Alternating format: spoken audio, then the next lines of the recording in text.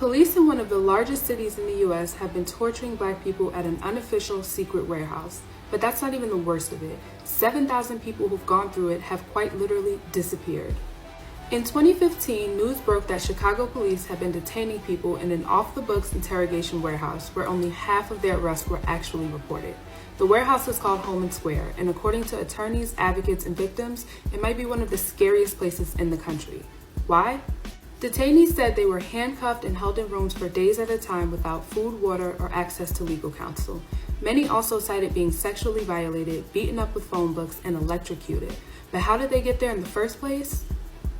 Most people ended up at Holman Square for drug possession like marijuana. Many also landed there for minor cases like driving without a seatbelt. And guess what? 82.2% of detainees were Black.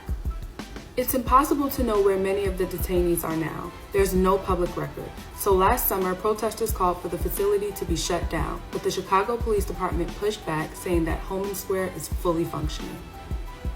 We need to expose the truth about these police departments. More often than not, what goes on in there is more heinous than what we think. As weak police reform is passed, we cannot ignore the violence of a system that continues to defend atrocities like what's happened at Holman Square.